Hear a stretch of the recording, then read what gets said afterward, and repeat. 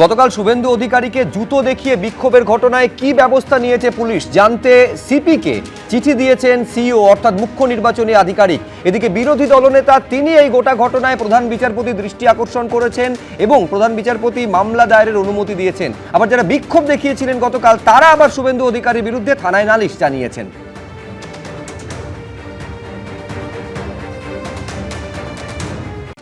আমি প্রাক্তন পুলিশ কর্তা অনিল জানার কাছে আসবো। পরপর দুদিন এই ধরনের ঘটনা ঘটছে বিচার ব্যবস্থা বা বিচারকদের উপর। আপনারা শুনলেন যে আইনজীবী থেকে শুরু করে ল অফিসার তারা পর্যন্ত বলছেন আমরা আতঙ্কে রয়েছি। কোথাও একটা কি এরকম একটা থ্রেট পারসেপশন তৈরি করার চেষ্টা হচ্ছে, ভয়ের পরিবেশ তৈরি করার চেষ্টা হচ্ছে, চাপের একটা পরিস্থিতি তৈরি করার চেষ্টা করা হচ্ছে? আমরা জানি না, পুরোটা পুলিশ তদন্ত করে দেখবে। কিন্তু আমি বলছি অনিলদা, গতকাল সিইও দফতরের তরফে এইটা বলা হচ্ছে যারা এসআইআর এর কাজের সঙ্গে যে বিচারকেরা জড়িয়ে রয়েছেন তাদের কোর্টকে টার্গেট করা হচ্ছে কিনা এইটা কিন্তু তারাও খতিয়ে দেখছেন।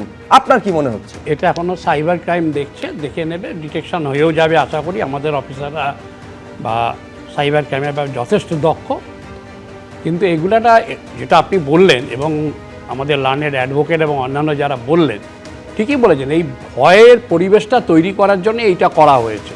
আপনারা দেখেছেন শুধু ভয়ের পরিবেশ এখানে কেন, এসআইআর যখন শুরু হয়েছে আজকে বলছেন অর্ণববাবু বললেন যে কেন এলো এ মুখ হলো, এই কিছু কিছু গণ্ডগোল হয়েছে, তো এটা ঘটনা অস্বীকার করার উপায় নেই। আমার পরিবারিতে তখন স্যার ম্যাডাম কিছুই ছিল না, তখন নাম্বার চলে গেছে জেনুইন লোকের, পরে তুলে দিয়েছে। এটা হয়েছে, হারকিউলিয়ান টাস্ক এতে হতেই পারে।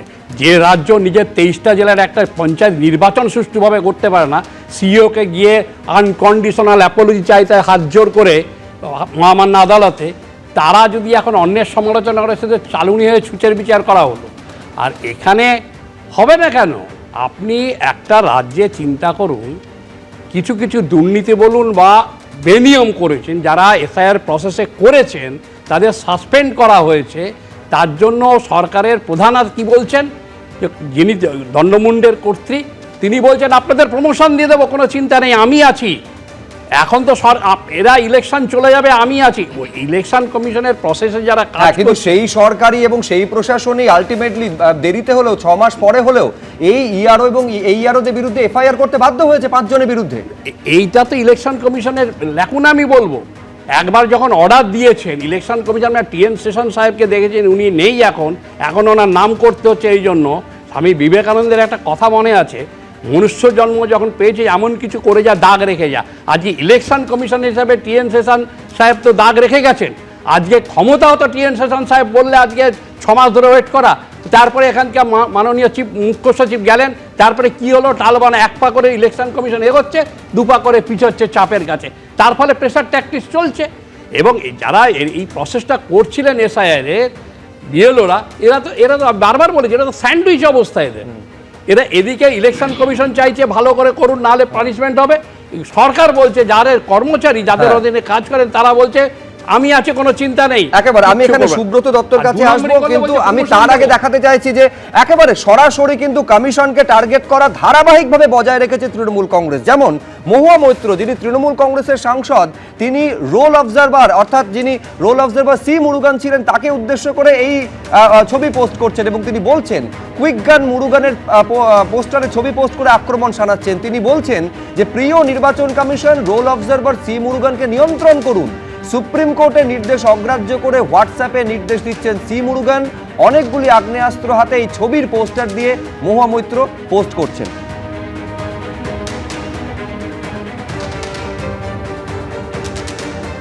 ছবিতে যেভাবে দেখানো হয়েছে, এত বন্দুক আমার কাছে নেই, তবে আমি বিভিন্ন ধরনের আগ্নেয়াস্ত্র চালাতে পারি। তামিলনাড়ু পুলিশে চাকরির সময় বৈধ এবং আইনিভাবে সেগুলি ব্যবহার করেছি। সোশ্যাল মিডিয়ায় পাল্টা আক্রমণ শানাচ্ছেন রোল অবজারভার সি মুরুগান।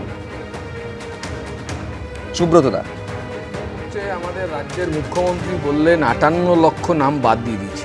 তারা কারা? তাদের 99% মানুষ হচ্ছে যারা মৃত। তাহলে কি চান?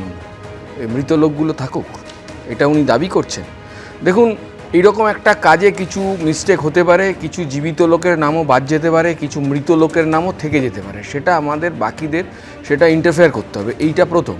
দ্বিতীয়, দেখুন 28 তারিখে যে লিস্টটা পাবলিশড হবে, সেই লিস্ট পাবলিশড হওয়ার পর যদি জেনুইন কোনো নাম বাদ গিয়ে থাকে, এবং থাকবেই, তার দায় কার? ইলেকশন কমিশনের।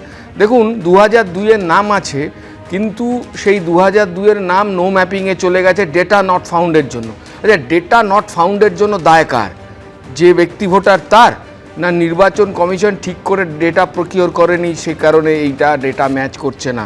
হার্ড কপি দিলেও হচ্ছে গিয়ে সেই নাম আসছে না, কেন? এ দায়িত্ব কে নেবে?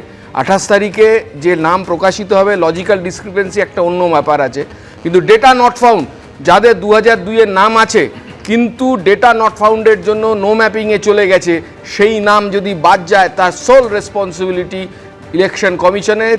সে কাজে যদি কোনো আমাদের মাননীয় বিচারকরা থাকেন তাদেরও বর্তাবে, কারণ কিছু করার নেই। এবিপি আনন্দ, এগিয়ে থাকে, এগিয়ে রাখে।